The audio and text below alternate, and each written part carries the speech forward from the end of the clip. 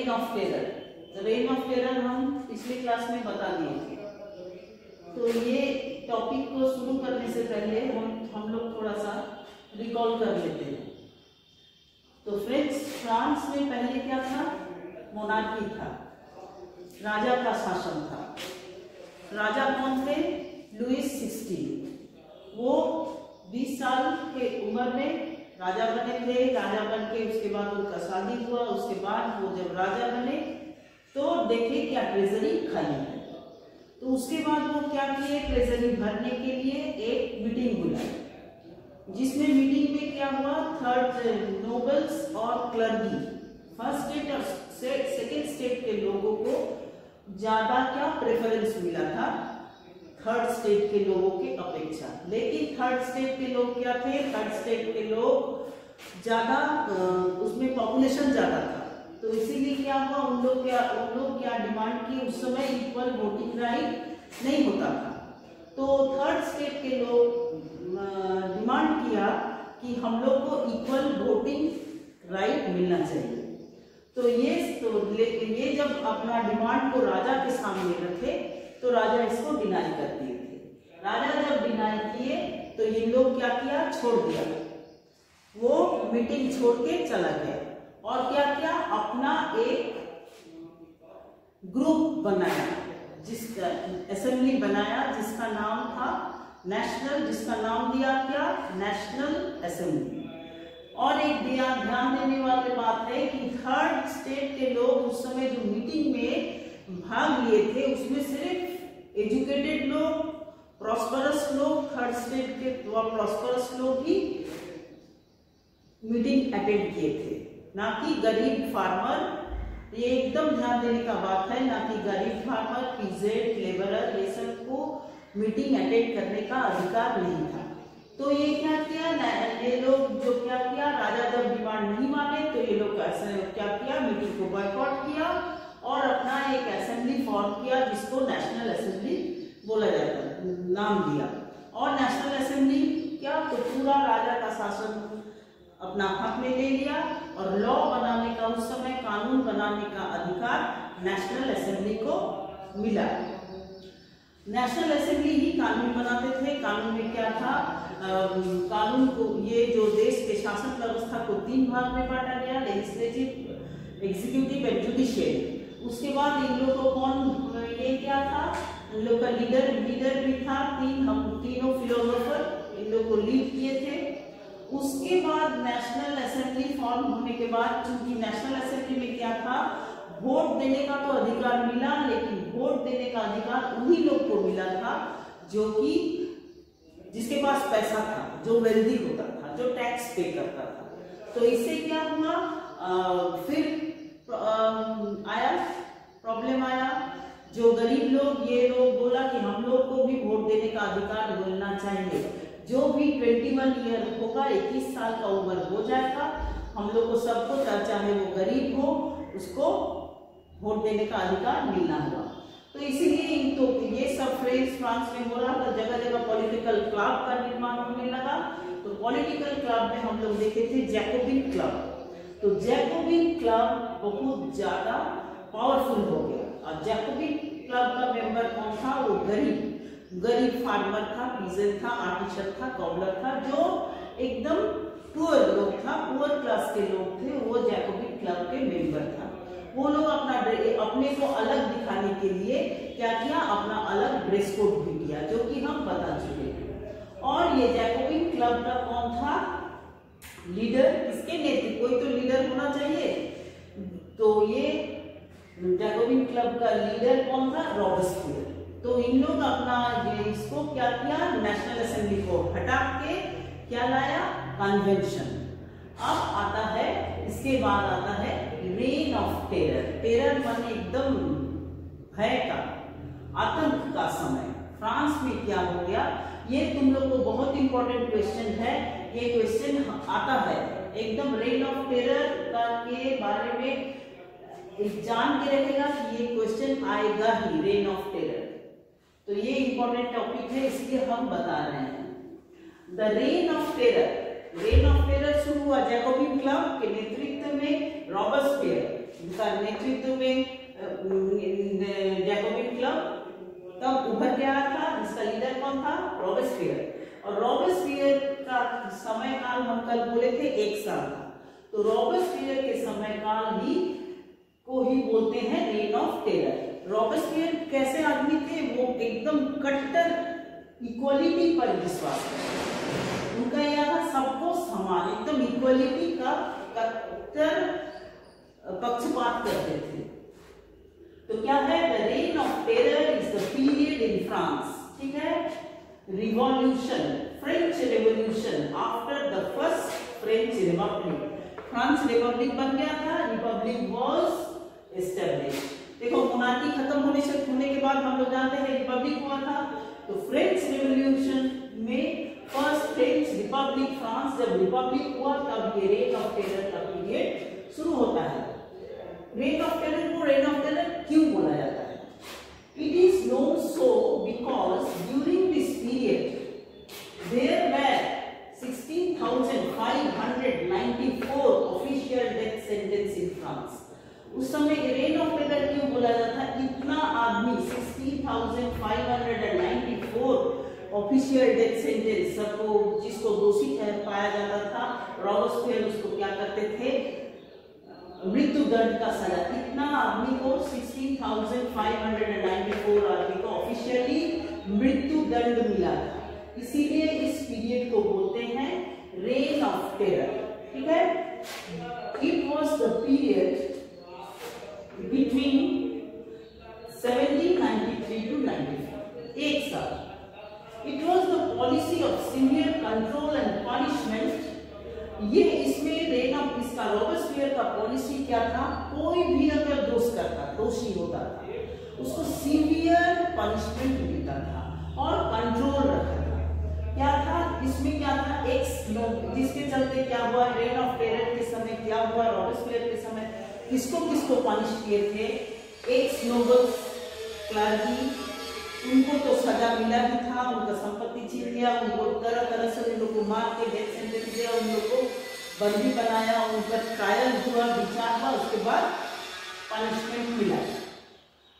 और उसके साथ साथ अदर पॉलिटिकल पार्टी, दूसरा पॉलिटिकल पार्टी का मेंबर जिसको रॉबेस्पियर समझते थे ये विरोध करता है तो उसको भी वैसा ही पनिशमेंट देते थे। और क्या करते थे? Even of his own party, अपना पार्टी, दूसरा पार्टी को तो वो पनिश करते ही थे, अपना पार्टी में भी अगर कोई दोषी मिलता था, अगर अपना पार्टी के लोग कोई रॉबेस्पियर के अगेंस्ट में जाता था तो क्या करते थे? उनको भी पनिश करते थे। उनको बंदी बनाया जाता था, कोर्ट में पेश किया जाता था, ट्रायल होता था, पनिश होता था। पनिशमेंट क्या मिलता था? Death sentence. और गिलोटिन वाज इंट्रोड्यूस्ड। उस समय डेथ सेंटेंस, डेथ फांसी नहीं होता था, बोलता था फांसी का समय लगता है। गिलोटिन हम बताए थे, एक यंत्र का डॉक्टर गिलोटिन बनाए थे, एक यंत्र का आविष्कार किए थे जिसमें क्या था? ब्लेड, 2 पोल्स में नीचे एक प्लेटफॉर्म रहता था जहां पर दोषी को सुलाया जाता था, ऊपर में एक ब्लेड रहता था और ब्लेड को छोड़ दिया जाता था, ब्लेड एकदम नीचे गिर जाता था, ब्लेड को बंधा हुआ रहता था, ब्लेड जब नीचे गिरता था उसका क्या हो जाता? वो बिहेड हो जाता था, गला काट दिया जाता था। तो रॉबेस्पियर सोचे थे ये गिलोटिन से क्यों सजा देते थे? रॉबेस्पियर के ये मानना था कि दोषी लोग को ज्यादा कठिन सजा देने से बाकी सब नागरिक लोग ये देखेगा। और ये चीज, ये गिलोटिन में जो ये सजा मिलता था ना, सबके सामने मिलता था, जनरल पब्लिक के सामने मिलता था। तो इसीलिए वो गिलोटिन का सजा देते थे। ये बहुत कठिन सजा सबके सामने दिया जाता था ताकि देखे और लोग क्या करें और दोबारा ये गलती ना करें, उसको विरोध ना करें। अब क्या हुआ? रॉबेस्पियर क्या क्या चेंज लाए थे? रॉबेस्पियर हम बताएं इक्वलिटी, कट्टर इक्वलिटी पर विश्वास करते थे। रॉबेस्पियर इसलिए क्या चेंज किए थे? इनका पूरा नाम है मैक्सिमिलियन रॉबेस्पियर। तो तुम लोग को रॉबेस्पियर लिखने से भी चलेगा। तो क्या किए थे? First, maximum ceiling on wages and prices of meat, bread व राशन। तो क्या कर देते, इक्वलिटी लाने के लिए सभी लोगों को वेज मजदूरी फिक्स्ड कर दिया था और ब्रेड का दाम, मीट का दाम इक्वल कर दिया, राशन कर दिया, ताकि सबको इक्वल, एकदम इक्वलिटी लाने के लिए वेज भी इक्वल किया था, राशन प्राइस ब्रेड और मीट का दाम में भी राशन कर दिया। दूसरा क्या है, forced ceiling of food grains, promotion of equality. Bread में इक्वलिटी, हम बताए थे कल, ब्रेड में इक्वलिटी। अच्छा आटा का रोटी नहीं बनता था, नॉर्मल आटा से रोटी बनाया जाता था और वही ब्रेड चाहे अमीर चाहे गरीब सभी को सेम ब्रेड खरीदना पड़ता था और इक्वल दाम देना पड़ता था। उसके बाद तीसरा क्या किए थे, इंस्टेड ऑफ ट्रेडिशनल टाइटल, देखो फ्रांस में पहले सभी को सर, लोगों को सर और वुमेन को बोला जाता था मैडम से बुलाया जाता था, सर और मैडम का टाइटल मिला था। तो ये रॉबेस्पियर क्या किए, ये टाइटल सर मैडम को हटा के बोले सिटियन एंड सिटियन वाज इंट्रोड्यूस्ड। ये दोनों टाइटल बोला कि मेन को बोला जाएगा सिटियन और वुमेन को बोला जाएगा सिटियन। तो सर मैडम को हटा के सिटियन और सिटियन टाइटल को इंट्रोड्यूस किए। उसके बाद चर्चेज वर शट डाउन, चर्च को सब बंद कर दिया, खत्म कर दिया, and converted into barrack, church को बंद करके उसको बैरक, मिलिट्री बैरक में चेंज कर दिया, एंड ऑफिसेस, और ऑफिस बना दिया। और मेन ऑफिस, तो ये सब के चलते ये इतना कट्टर इक्वलिटी था, वो इक्वलिटी लाए थे लेकिन जनता ये सबसे परेशान थी। उसके अपने पार्टी के लोग भी अब उसको विरोध करने लगे रॉबेस्पियर को, क्योंकि ये इतना ज्यादा इक्वलिटी, इतना कट्टर रूल था। ये रॉबेस्पियर के अपने पार्टी के लोग, सब देश के जनता लोग उसको विरोध करने लगे और लास्ट में क्या किए कि रॉबेस्पियर को ही दोषी पाया गया, उसको वो जैसे पनिश करते थे, ट्रायल होता था, उसको कन्विक्टेड किया गया, पकड़ा गया, कन्विक्ट किया गया, उसको ट्रायल हुआ रॉबेस्पियर को, और रॉबेस्पियर को भी गिलोटिन, जो कि दूसरों को मारने के लिए गिलोटिन लाए थे, उसी में रॉबेस्पियर को भी सबके सामने हत्या कर दिया गया। अब क्या है, ये तुम लोगों को 1 मार्क्स का क्वेश्चन आता है, what is guillotine? It is a device consisting of 2 poles and blades with which a person is beheaded. It was named after Dr. Guillotine who invented it. तो ये रेन ऑफ टेरर का question 5 marks का आएगा और 5 marks का question आने से ये लिखना होगा और ये पॉइंट लिखना हमको लगता है, इससे तुम लोगों को पूरा एक आंसर तैयार हो जाएगा।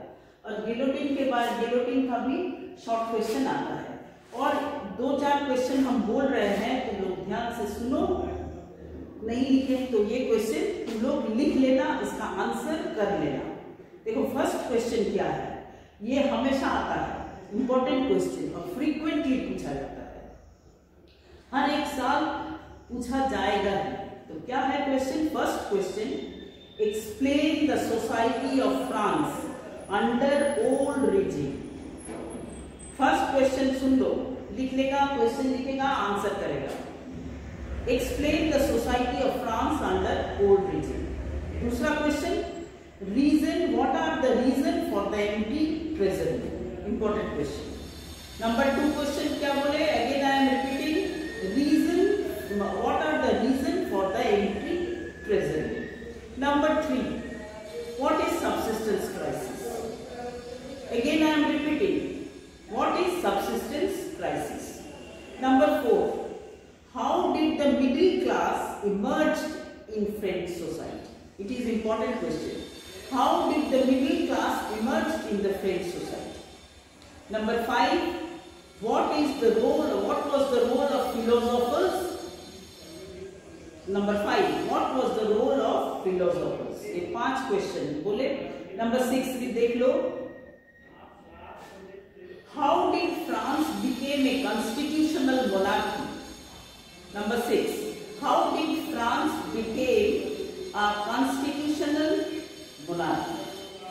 Next question, differentiate between active citizen and passive citizen. Differentiate between active citizen and passive citizen.